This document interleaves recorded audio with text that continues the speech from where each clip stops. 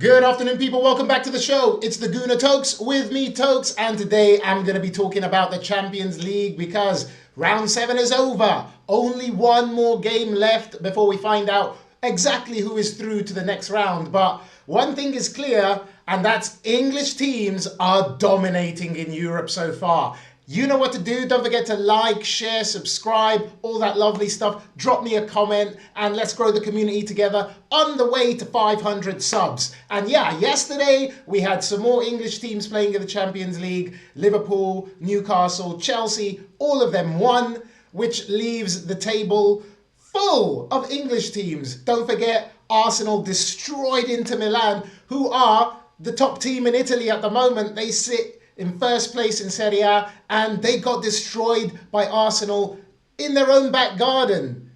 Tottenham also won. They beat Borussia Dortmund. Manchester City were the only English side to drop any points in that round, and they're still, pretty close to the top. They're 11th, but that's only on goal difference. They have the same number of points as people that are, in the top 8. So it just goes to show how strong the Premier League is, which is why everybody that's been talking recently about saying, oh, this is the weakest Prem ever. Oh, look at Arsenal are only going to win because everybody else is crap.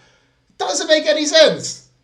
If you look at Europe and you look at how the English sides are performing against every other side from every other nation, 5 of the top 8 clubs right now, as it stands in the Champions League, are English. That is quite a lot. And it goes to show how difficult the games one has to play in the Premier League are. It goes to show how difficult it is to win the Premier League when you're getting teams like Tottenham, who are struggling in the Premier League this season, struggled last season, and they're, in the top 8, dispatching teams like Borussia Dortmund.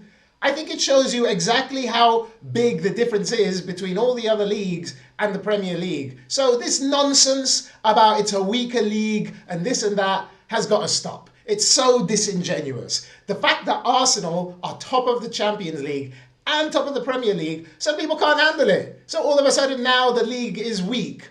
It's like the same lead we have this year. Liverpool had last year, but, that was fine. But yeah, the real point of this is that the rest of Europe are finding it hard to compete with English teams for a number of reasons. First of all, there's a lot of money in the Premier League, much more than any other league. So as a result, you can attract the best talent. A lot of the best players either play or want to play in the Premier League. A lot of the best managers are there managing. There's a lot of money from the owners that own the clubs. Do you know what I mean? And so that really makes a huge difference. When you have teams that are 15th in the Premier League, able to outspend most Italian teams, most French teams, most German teams, it creates a big gap between, our league and the other leagues as well. And the fact that the English teams are having to play each other all the time means that when they go to play the weaker opposition in Europe, they're capable of blowing teams away, which is why we're left in a situation where so many teams in the top 8 are English. I mean, potentially you could have 6 of the top 8 being English if, things go a certain way in the next round of fixtures, but definitely England are going to have a lot of presence in the later stages of the tournament. Maybe we'll even get an all-English semi-final, an all-English final. I can't remember the last time Liverpool, Tottenham, that was the last time that happened. So it's been a little while. And Tottenham made the Champions League then. They're lucky they're in it this year because of the Europa League that they won. But look at that. They are in the top 8. It's incredible. Their league form is completely different to their Champions League form. And, I think some teams as well are a little bit more suited to playing in Europe. Arsenal, we get a lot more space in Europe to play, which is why our matches are more fun, more interesting, more enjoyable, because other teams want to come and play football. They don't just want to sit back with 11 players behind the ball saying, break us down, break us down, break us down. So next time you think an Arsenal game is boring, why don't you look at the other team and see how they're setting up? Arsenal have to deal Low block after low block after low block. Even when we played Manchester City, they played a low block against us. But what it does do is prepare you so that when you get those games where you get that space, you can take advantage of it and destroy the other team. Bayern Munich got dealt with, Madrid got dealt with. You know, English teams have beaten everybody from every league, right?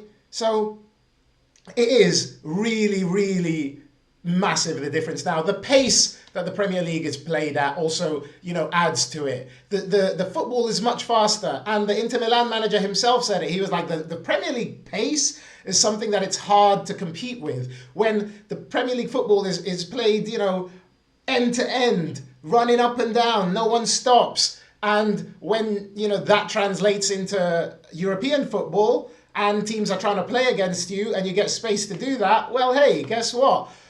A lot of the time the English teams can you know, take advantage of that and win the game. So the pace has a big impact on the ability for English teams to do so well in Europe. Of course, tactics, you know, we've got some of the best managers in the world playing in, or managing in the Premier League, sorry. And so they're constantly testing themselves against other good managers, even managers managing smaller clubs, Glasner, Iraola, Emery. I mean, they're all top quality managers. So it's not just the top 3-4 teams that have great managers and great structure and tactics and all that kind of stuff. It's all through the league, you know? And I've mentioned it before as well. The players that we have in the Premier League are some of the best in the world. It's only really Bayern Munich, PSG, and then maybe Real Madrid, Barcelona that are really, truly able to compete in terms of, oh, we're going to sign that big player ahead of another team, particularly when that team is English, you know? The money that the Premier League has means that they have a lot of power, a lot of buying power in the transfer market. And so we end up in a situation where we've got the Super League, but guess what? It's English, you know? So I'm loving it. I'm loving seeing so many English teams do well, even though I'm not like supporting them. I like the fact that English football is proving to be so dominant, especially with people talking about how bad the league is and this and that. Okay, you don't want to look at just our league. Look at the Champions League and you will find out exactly how strong the Premier League is and exactly how hard it is for teams to win it. Yo, you've seen how hard it is for Arsenal to win it. Hopefully that changes this season. Hopefully we can win one of these tournaments. You know, Premier League or Champions League, I would give my right arm for either of them. But maybe Premier League first. But yeah, the Premier League is doing really well right now. We've got Europa League is this evening, so we'll see where teams lie after that. But all in all, you got to say, fair play to the English teams. They got 5 automatic places and 5 of the top 8 are there. There was one extra place because Tottenham won, but they've transformed that, you know, advantage into something tangible, really. And that, you know, fair play, well done to all the English teams that have progressed so far. And it looks like basically everyone's going to be in the next round. So yeah, maybe we will get an all-English semi-final, all-English final. Ooh, I don't know how I feel about that. I kind of prefer playing non-English teams in Europe, but hey, you got to beat who you got to beat. So the last round of fixtures is next week. We'll find out, you know, who's playing who in the playoffs. But as for Arsenal, we can sit back for a little while. There's still the playoffs to go before we re-enter the tournament. But there we go. English team's doing fantastically well. Fair play. Also, before I forget, Liverpool against Marseille. That Szoboszlai free kick.